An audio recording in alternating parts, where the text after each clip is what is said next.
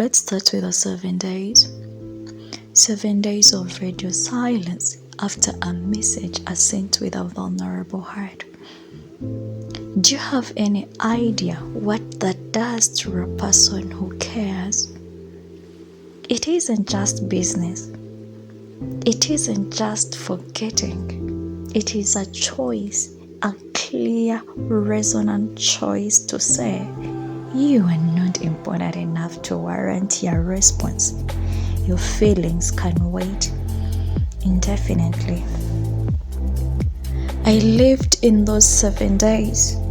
I watched my phone like a mourner who watches a grave. I made excuses for you.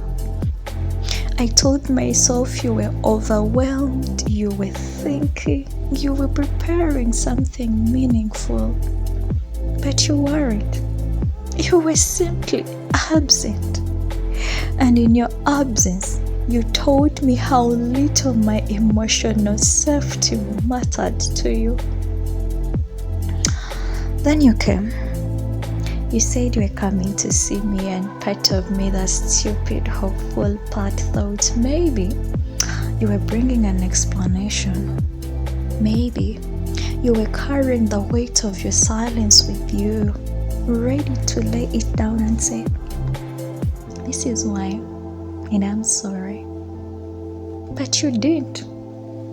You arrived in person only to avoid the very reason your visit was necessary.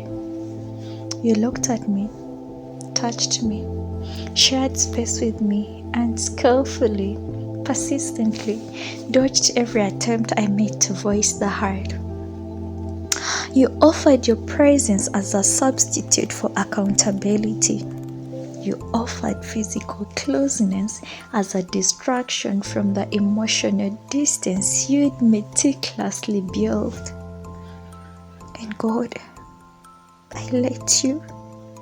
I allowed the chemistry, the history, the addictive pull of your nearness to blur the lines.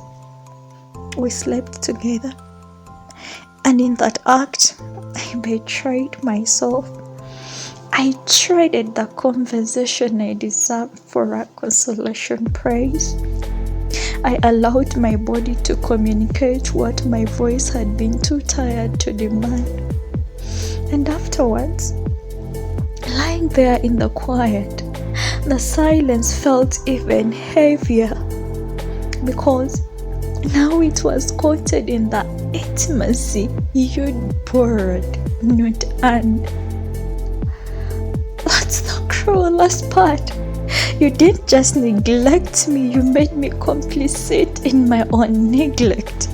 You made me choose between clinging to the fragments of connection or standing alone in my truth. And in my weakness, I chose the fragments. I chose the warmth of a moment over the cold, hard reality of your patterns. Well, I have made a choice. I'm no longer holding the door open for someone who only knows how to walk away. I'm ending the circle, not with a dramatic exit, but with a quiet, permanent closing. You no longer have access to me, not to my time, not to my empathy, and certainly not to the parts of me that kept hoping you'd change. Consider this my final return to the sender. The address you had for my heart is no longer valid.